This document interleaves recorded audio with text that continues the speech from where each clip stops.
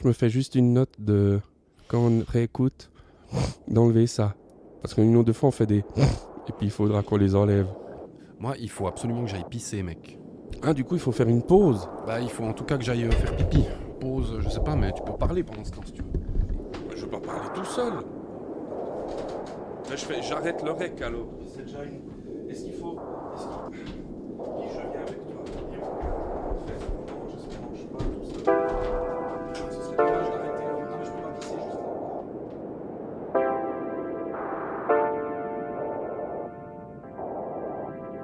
Moi, depuis petit, j'ai Satan en vue, Ah, mais si du tu coup, veux. tu t'es construit avec ça. Moi, je me suis construit avec le diable.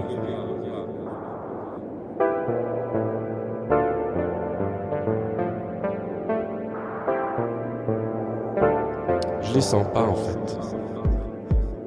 Leur célébéléa commence vraiment à me péter les burnes.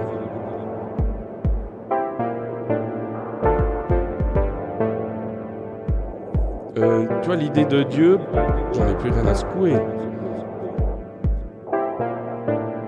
Moi, je me donne en spectacle avec plus ou moins de succès. Donc ça veut dire qu'il y a des types qui viennent prêcher le Saint-Esprit, le feu du Saint-Esprit, ils imposent les mains, ils guérissent les cancers par l'imposition des mains. Les gens tombent, les gens tremblent, les gens rient, les gens hurlent. Bienvenue dans Cosmogénèse. Une émission présentée par David et Jérôme. David et Jérôme.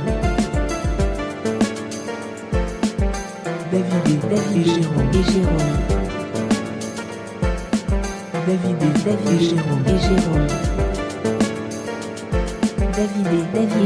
et Jérôme.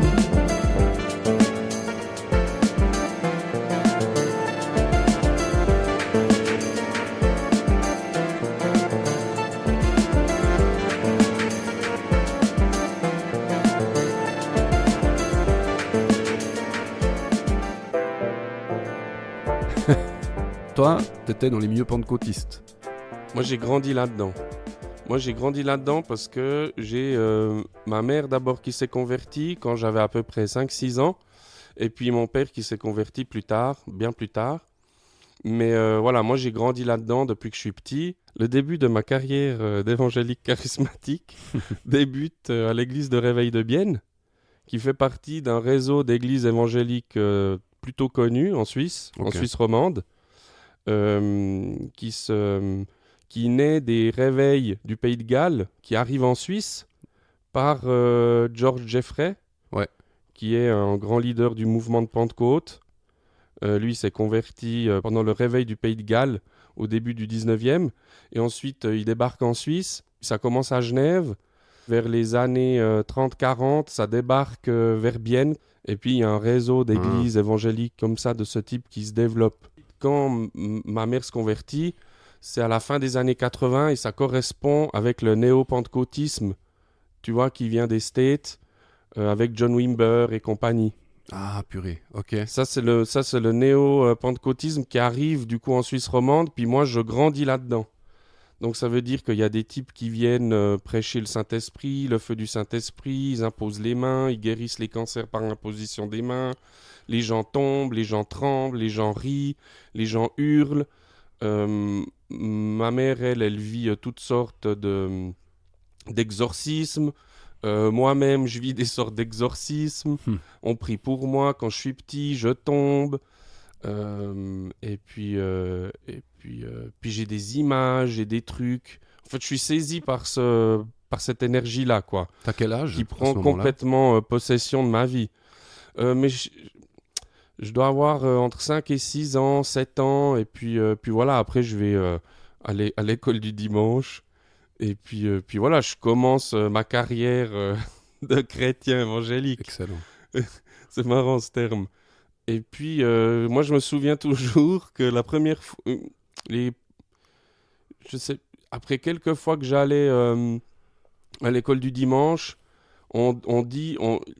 les mecs demandent aux enfants qu'est-ce qu'ils veulent faire plus tard. Alors, c'est drôle. Les enfants, ils disent, bah, moi, plus tard, je vais faire ceci, je vais être mécano, je vais être machin, tout ça. Et Toi, puis, tu voulais être pasteur. mais moi, je voulais être comme Paul, mec. Ah, Paul. Ah ouais. Je te jure, je voulais être comme Paul. L'apôtre Paul. Ouais, comme l'apôtre Paul, quoi. Un délire, déjà gamin, d'être un prédicateur, tu vois. Trop bien. Parce que je sais pas pourquoi, peut-être que je sentais que ce mec était important, puis je me sentais important. Je voulais être important, j'en sais rien, tu vois. Déjà petit. Et puis, puis du coup, je grandis avec ça. Après, ben, je suis jeune ado. Et puis, ben là, j'ai un peu d'autres intérêts. Plus de mon âge, si on peut dire. Je joue aux jeux vidéo, je fais du foot avec les copains, tout ça, classique, quoi. Mais toujours avec ce truc que je suis quand même chrétien, et puis une forme de schizophrénie sociale, un peu.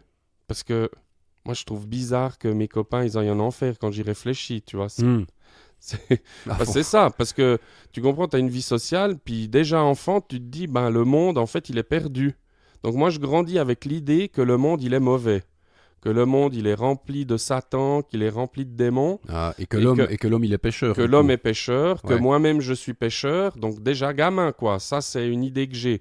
Moi, depuis petit, j'ai Satan en vue, Ah, mais si du coup, tu t'es construit avec ça. Moi, je me suis construit avec le diable. Oh, wow. C'est vraiment marrant. Avec Jésus, mais le diable, quoi. Parce que, ben, tu vois, ma maman, elle avait eu pas mal de problèmes quand elle était plus jeune.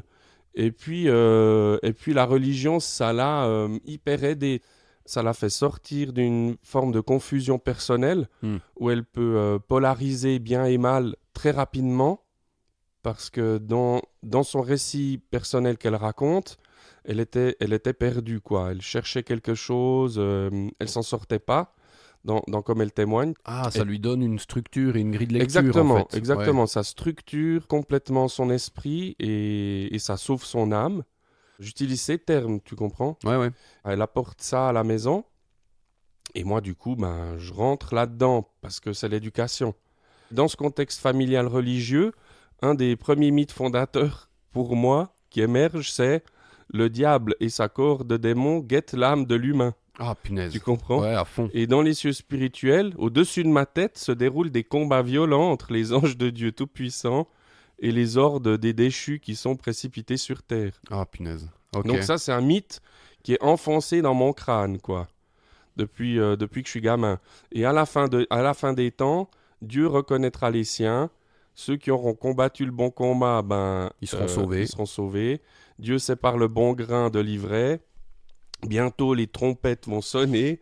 Et puis, à l'issue de ces batailles dans l'arrière-monde, l'Église de Dieu, pure, sans tache, ni ride, est enlevée et transportée.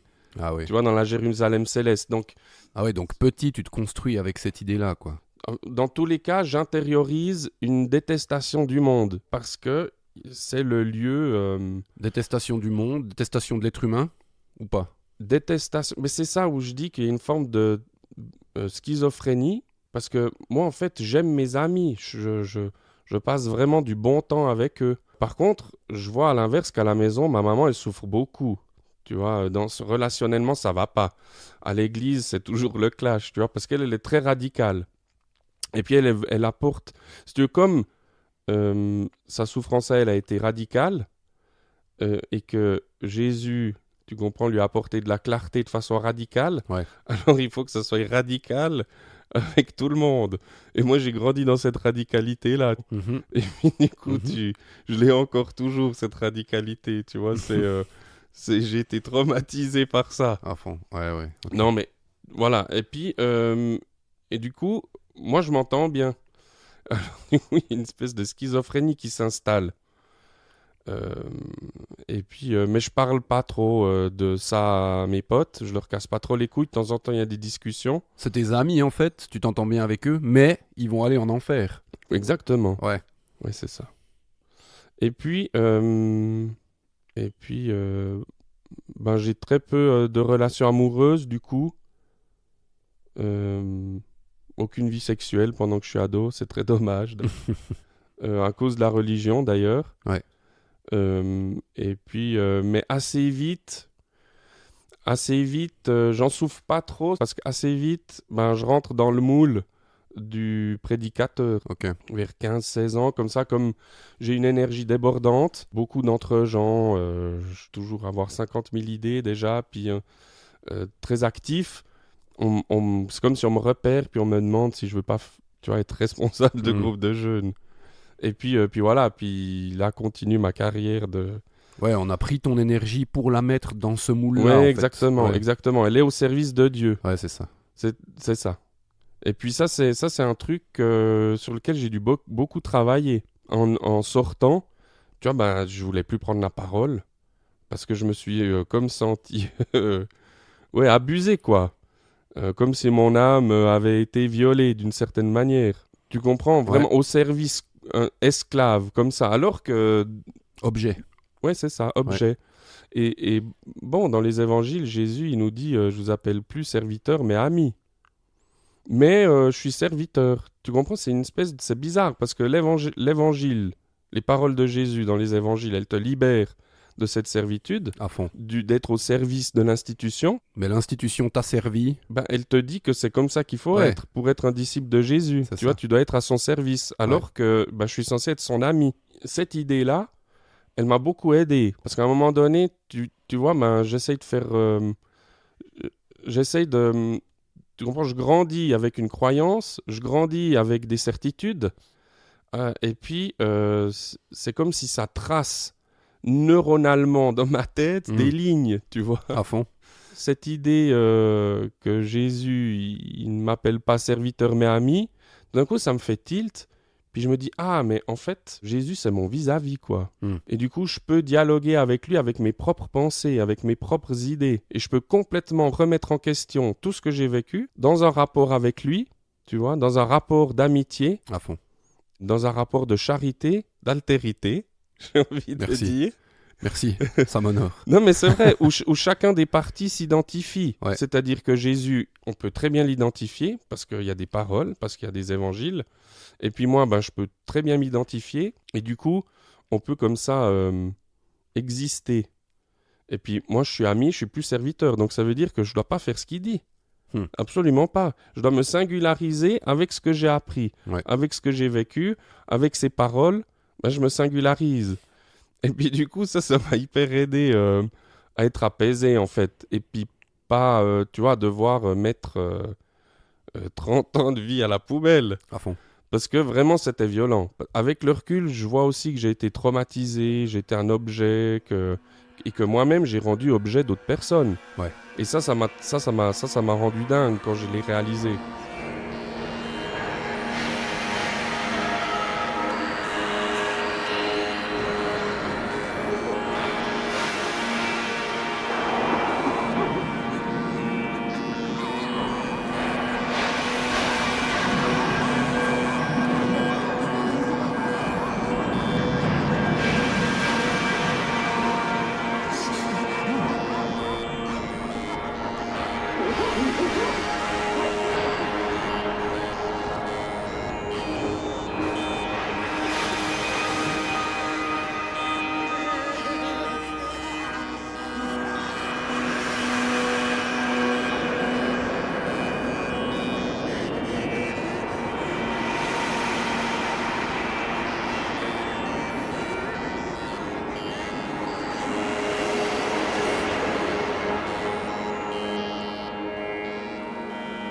Tu parles de la parole qui était difficile à libérer à cause de la fonction qu'elle avait quand tu étais dans les milieux, et puis dans les milieux évangéliques. Et puis du coup, moi j'ai une question parce que tu parles de la parole, puis la parole c'est la voix, puis tu m'as aussi parlé de la voix intérieure, tu sais, la voix intérieure que tu pensais être celle de Dieu, mais qu'en fait c'était la tienne, et puis que du coup aujourd'hui ça a eu une répercussion sur, je sais pas, la crédibilité ou l'attention que tu peux apporter à tes intuitions ou à tes voix intérieures.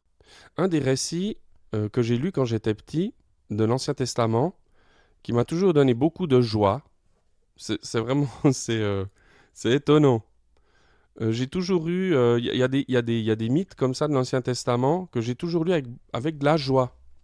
Une espèce d'effervescence, comme quand on lit des histoires d'aventure. C'est le récit de Samuel, quand il est petit, qui grandit au temple, et qu'il entend la voix de Dieu.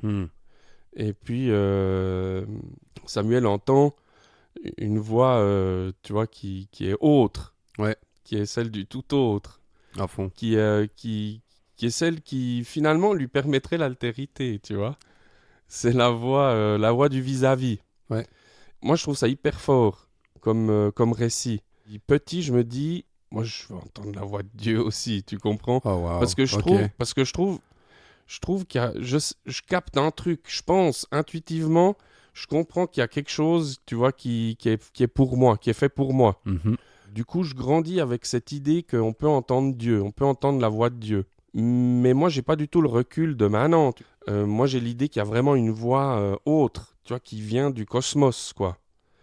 Et puis c'est hyper intéressant, c'est hyper intense. C'est presque de la science-fiction. Et du coup, tu entends la voix de Dieu. Si tu veux, je me mets dans des dispositions où je dis j'entends la voix de Dieu. Mais cette voix de Dieu, si tu veux, elle passe toujours par ma voix. Je soumets comme ça ma voix et mon intuition à quelque chose qui, du coup, m'échappe complètement.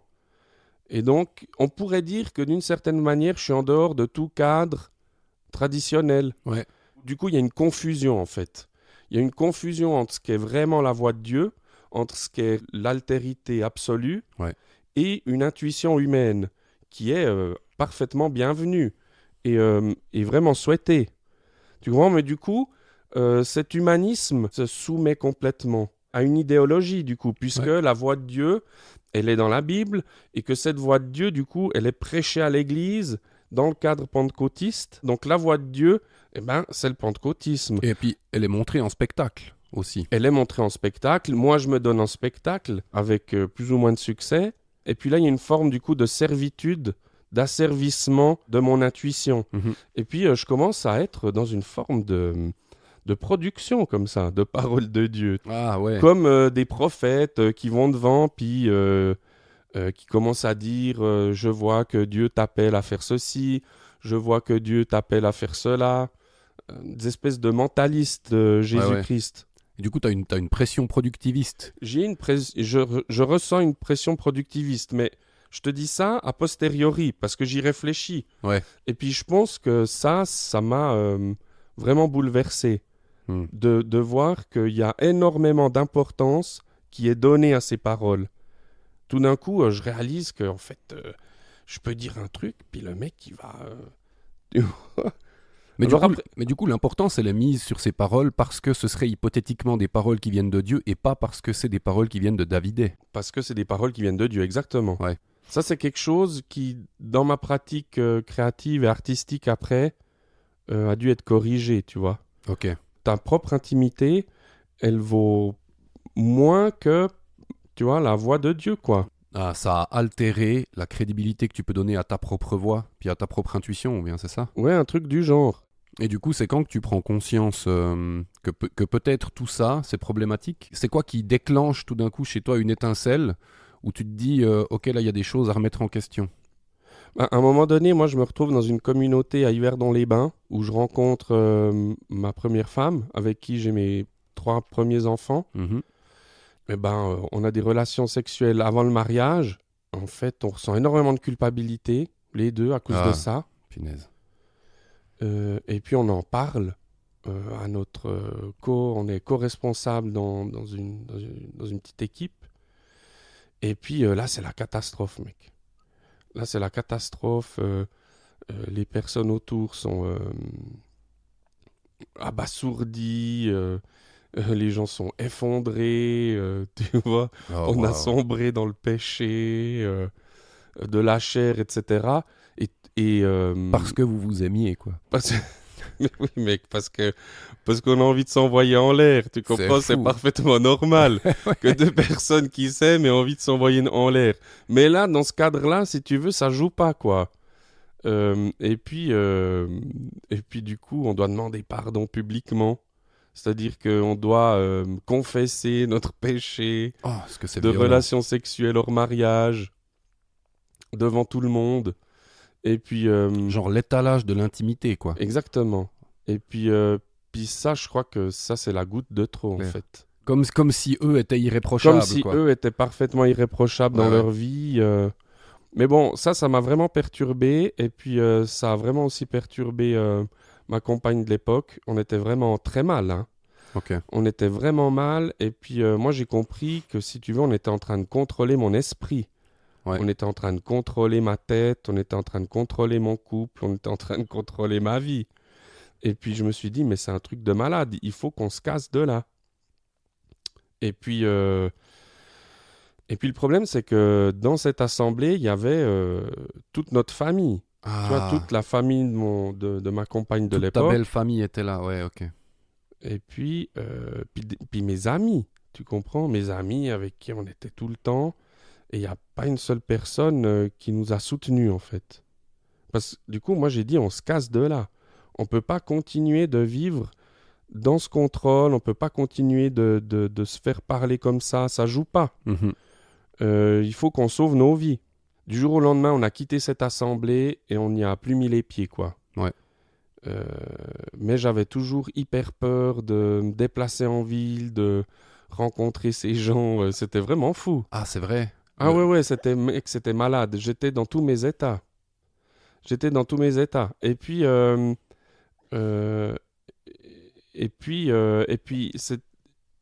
ce départ était devenu presque comme un tabou familial. On n'en parlait jamais. Ok. Alors qu'on a énormément souffert. Et puis, il y a d'autres personnes de cette assemblée qui, à la suite de notre départ, ont réalisé qu'il y avait un truc qui tournait pas rond. Et eux aussi ont foutu le camp. Et eux aussi, du jour au lendemain, n'ont plus de nouvelles de personne. Et personne ne les a soutenus. C'est-à-dire que l'adhésion à l'idéologie là en place, elle était supérieure à la relation. C'est-à-dire, les gens, c'est vraiment des objets. C'est pas du tout des gens avec qui on a un lien véritable. Cette première expérience très traumatique de prise de contrôle de mon esprit là, ça a été le premier jalon. Ouais, ok. De ma prise de conscience. Il y en a eu d'autres.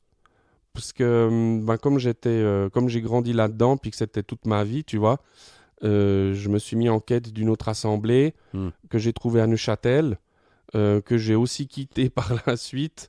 Et puis, j'ai fréquenté l'assemblée du Gospel Center de Lausanne pendant, j'arrive plus à dire maintenant exactement, quelques mois, une année. Et du coup, on s'est croisés parce que moi, j'ai commencé à fréquenter cette assemblée-là. Ouais. Ou en tout cas, c'est là-bas que j'ai vécu mon premier phénomène que j'avais assimilé à l'époque à une visitation du Saint-Esprit. C'était là-bas. Mais toi, tu y étais déjà plus. Ouais. Okay. Ouais, et puis moi, au bout d'un moment, ça m'a ennuyé, en fait. Ok. Moi, ça m'a hyper ennuyé parce que j'entendais tout le temps les mêmes trucs. J'entendais toujours les mêmes discours. Que ça soit à Skyline, que ça soit au TIN, que ça soit au J'y crois, que ça soit à SOS, que ça soit, tu vois, au Gospel Center, c'était tout le temps les mêmes discours, tout le temps les mêmes paroles, tout le temps les mêmes musiques. Puis moi, je commençais en fait à m'ennuyer. Ouais. Je commençais vraiment à m'ennuyer, quoi. Et puis en même temps, je voyais que j'avais une intuition qu'il y avait un truc qui tournait pas rond. Ah, mais j'arrivais pas encore à dire précisément. J'arrivais pas encore à mettre des mots, quoi. Ouais, mais du coup, ta prise de distance initiale, quand tu es au Gospel Center, elle ne naît pas du traumatisme, elle naît de l'ennui. Mais moi, je les ai déjà eu, les traumas, à ce moment-là, tu vois. Moi, j'ai mon trauma que je veux plus prendre la parole, tu comprends? Parce que ça, je l'ai vu déjà. Ouais. Et puis, à Skyline, tu comprends, je suis traumatisé. Au TIN, je vois que c'est tout le temps la même chose. Moi, mes traumas, c'est bon, j'ai pas besoin d'avoir d'autres. Ouais. L'ennui est suffisant, là. Si tu veux, je pense que je commence à être dans une forme d'apathie spirituelle, tu vois. Dû à tout ça. Je suis confus. Je m'ennuie, quoi. Je suis dans l'ennui de tout le temps entendre les mêmes chants, de tout le temps entendre les mêmes paroles. Et puis... T'as besoin d'explorer d'autres trucs. C'est-à-dire que, ouais, on pourrait dire que, tu vois, j'ai plus le feu de Dieu, tu vois, d'une certaine façon. Ok. Et puis, ça m'intéresse plus du tout de réactiver ça. Ouais. C'est ça. Parce que, tu vois, je pourrais lever la main, je pourrais commencer à m'engager au gospel et tout ça, mais je sais pas,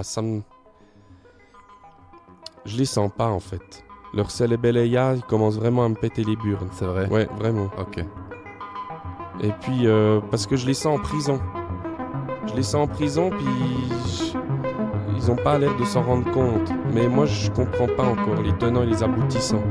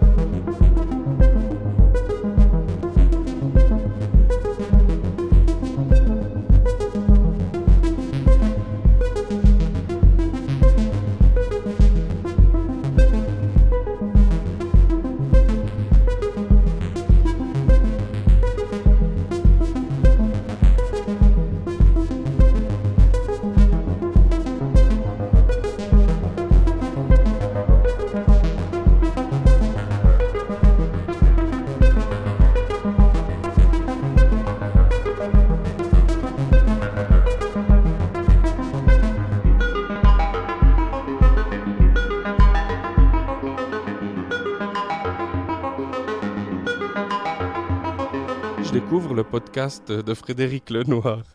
Ah, les racines du ciel. Ouais, je te jure. C'est ça? Ça m'a sauvé la vie. Hein. À fond. Moi, je peux plus entendre maintenant ce jingle.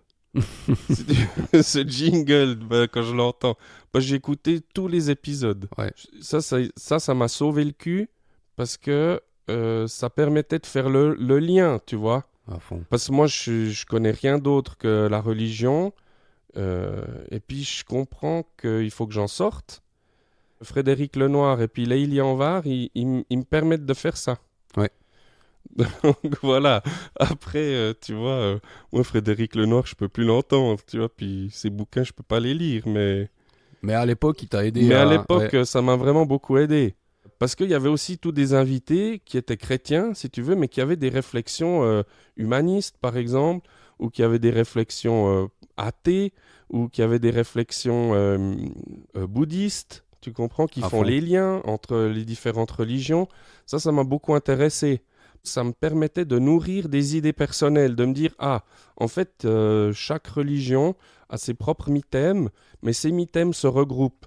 On retrouve des ritournelles dans la Genèse, on retrouve des ritournelles, tu vois, chez les Mésopotamiens, on retrouve des ritournelles même dans des tribus paumées, je sais pas où. Il y a des espèces de ritournelles comme ça qui sont là. L'esprit de l'être humain se structure comme ça, avec des narrations, avec des mythes.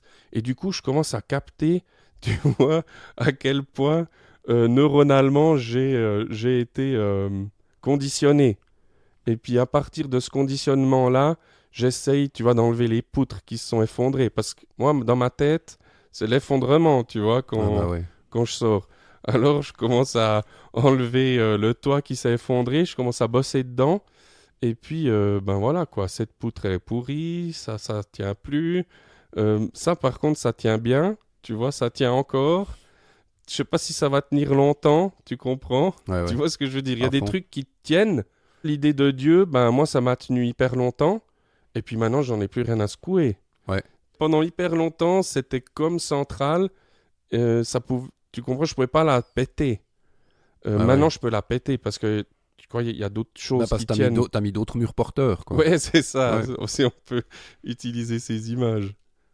Au même moment, je découvre... J'arrive jamais à me rappeler son nom. Thomas Remer. Thomas Remer, exactement. Et puis ça, c'est vraiment le voyage cosmique.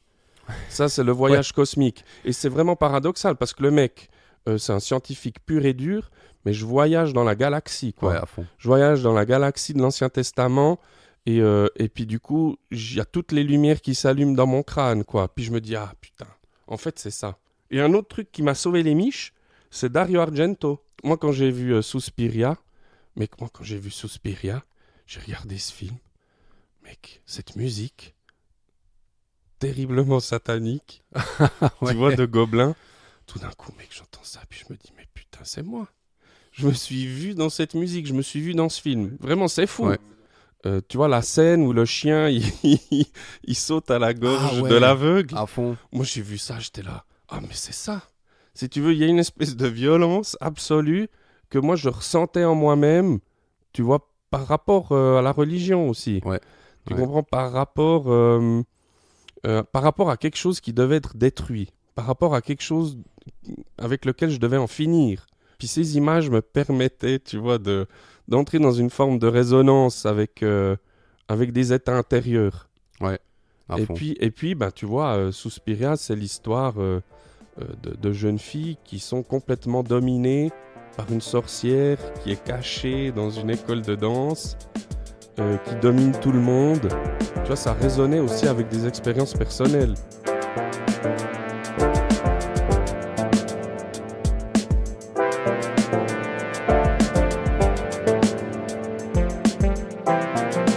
Vous étiez à bord du podcast Cosmogénèse.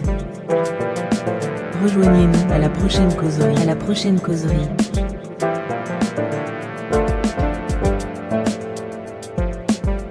Salutations.